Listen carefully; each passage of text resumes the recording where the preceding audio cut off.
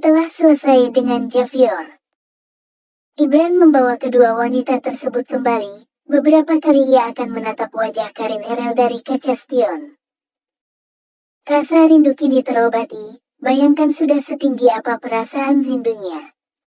Karin yang ditatap berusaha mengabaikannya. Ia tidak ingin terpancing oleh tatapan cinta yang Ibran beri, sudah cukup 2 kali terluka karena cinta. Sayang sekali Karin tidak bisa menentang takdir. Sejauh apapun pergi, jika Tuhan sudah mengatakan kalian harus bersama, maka mereka harus bersama. Sesampainya di depan rumah, dengan langkah cepat Karin dan Dinda keluar mobil. Mereka berniat menjauh dari Ibran namun langkah mereka masih kalah dengan langkah pria itu. Berhentilah mengikuti kami, Ibran, ucap Karin kesal.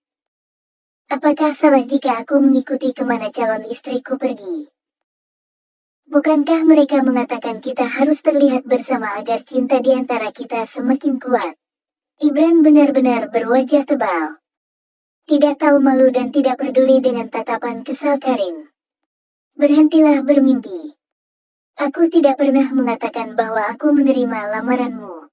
Sangkin kepalanya. Karin secara tidak sengaja mengatakan hal yang membuat Ibran tersenyum bahagia. Kau ingin dilamar ternyata. Mengapa tidak bilang sejak awal, tapi tidak apa-apa. Aku akan mempersiapkan lamaran yang indah untukmu. Ingin rasanya Karin melempar batu ke wajah Ibran, rasanya ia malu sendiri. Berbeda dengan pria itu yang sangat santai ketika mengatakan hal tersebut. Dinda yang melihat interaksi keduanya tersenyum paham. Meskipun marah, Karin tidak benci atau jijik pada Ibran, kini ia paham bahwa temannya masih mencintai pria itu bahkan setelah berpisah bertahun-tahun. Sebuah cinta yang manis. Sebaiknya kau kembali. Aku akan menjaga Karin, lagi pula suami dan anak-anakmu pasti sedang membutuhkanmu, ucap Ibran pada Dinda. Ia memutuskan mengabaikan Karin. Siapa kau yang berhak memerintahku? Itu bukan urusanmu, entah aku pulang atau menetap lebih lama bersama sahabatku. Meskipun ia tahu Ibran mencintai Karin, begitupun sebaliknya. Tapi tetap saja ia tidak bisa membiarkan pria yang sudah membuatnya terluka di masa lalu mencapai tujuannya dengan mudah. Aku tidak berhak, tapi pikirkan baik-baik. Suami dan anakmu pasti sedang menunggumu. Sedangkan Karin, dia bahkan belum meminta maaf pada putrinya. Apakah kalian berpikir Naya akan dengan mudah memaafkan kebohongan yang kalian ciptakan? Benar, Naya pasti tidak akan mudah memaafkan. Bayangkan saja, hidupnya menjadi neraka ketika ditinggalkan, bahkan mendapatkan perlakuan yang sangat mengerikan dari ayahnya setelan kehilangan sosok yang melindunginya. Sekarang bahkan dia harus berjauhan dengan pria yang sudah membantunya untuk bangun dari keterpurukan. Kebohongan Karin sangat keterlaluan, dan jika memang dia sayang pada putrinya, seharusnya dia menjemput sang putri setelah dibawa pergi oleh Dinda. Tidak mungkin putriku membenciku. Dia pasti akan memaafkanku, ucap Karin ragu. Dia setuju dengan perkataan Ibran, seharusnya ia membawa pergi Naya setelah diselamatkan oleh Dinda. Kau terlalu naif, sayang. Apa kau tahu bahwa putrimu mengalami hal-hal seperti di neraka setelah kau memanipulasi kematianmu?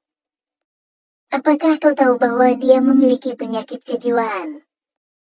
Tidak, kau tidak tahu karena yang ada di kepala cantikmu hanya balas dendam dan balas dendam. Sesaat, dunia Karin berhenti. Bagaimana bisa dia tidak terkejut ketika mendengar penyakit kejiwaan putrinya? Bahkan rasa bersalah di hatinya semakin menjadi-jadi untuk sang putri. Kau pasti sedang mengada-ngada. Mana mungkin putriku memiliki penyakit jiwa? Tentang penyakit kejiwaan. Ibran secara tidak sengaja mendengarnya dari Hendra, saat itu dia sangat terkejut, bahkan terkesan tidak percaya bahwa gadis cantik yang terlihat baik-baik saja ternyata memiliki hal mengerikan. Dan hal yang membuatnya semakin menyukai Bara adalah pria itu tidak jijik atau benci pada Naya. Dia bahkan membantu istrinya sembuh dan memberikan kasih sayang keluarga yang sudah lama tidak Naya dapatkan. Aku tidak pernah suka mengada-ngada tentang putriku. Penyakit itu nyata dan kau bisa bertanya pada Bara. Dia tahu segalanya, bahkan bersedia membantu Naya sembuh. Bayangkan bagaimana rasa cinta menantu kita pada putri kita. Tapi sekarang dia harus menahan sedih akibat kebohonganmu. Mereka berpisah akibat berita kematianmu yang sengaja direkam oleh Lucy. Coba sebutkan, apakah Naya tidak akan membencimu sekarang? Tidak terasa air mata membasahi kedua pipi Karin. Tidak pernah sedikit pun ia bayangkan bahwa putrinya akan mengalami hal mengerikan hingga menghasilkan penyakit yang memalukan. Dinda juga tidak bisa menahan rasa sedihnya. Seharusnya dia membantu temannya membawa Naya bersama, bukan malah meninggalkan sendirian. Mengapa harus menjadi seperti ini? Ucap Karin lemah. Sebaiknya kau mengikuti perkataan Ibran. Mungkin dengan bantuannya Naya bisa maafkanmu dan menerima kehadiranmu.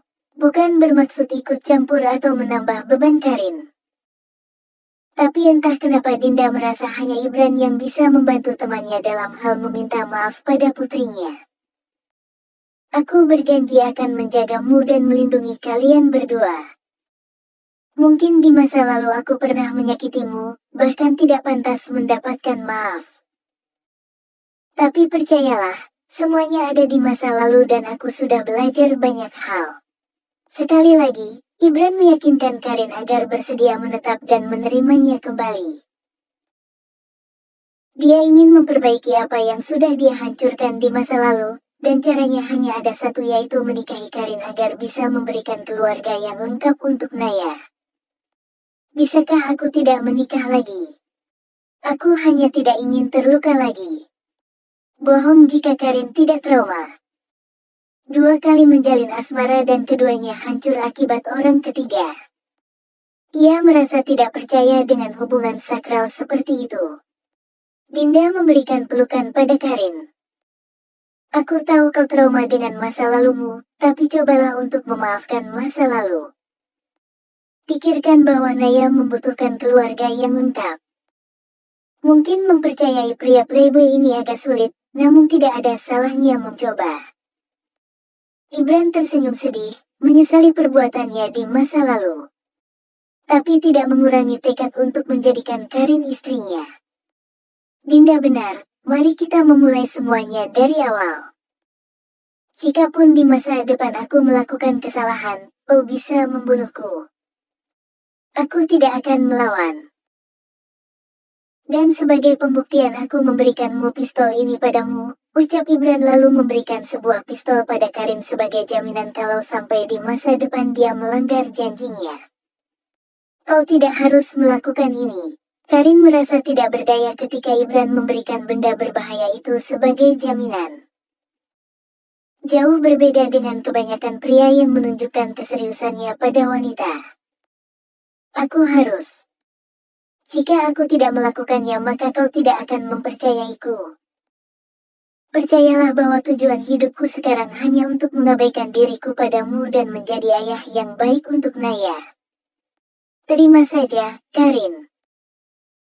Jangan sakiti dirimu lagi. Jika memang masih ada cinta maka sah-sah saja dengan bersama. Pasti Naya senang mendapati dirinya memiliki orang tua yang lengkap. Akibat dorongan temannya dan keseriusan Ibran, Karin memantapkan dirinya untuk memberikan kesempatan kedua pada Ibran. Lagi pula Dinda benar, dia masih memendam perasaan cinta pada Ibran dan tidak salah kalau memulainya dari awal. Baiklah, kali ini aku akan memberikan kesempatan. Kuharap kau tidak mengecewakanku. Terima kasih. Sayang, ucap Ibran bahagia.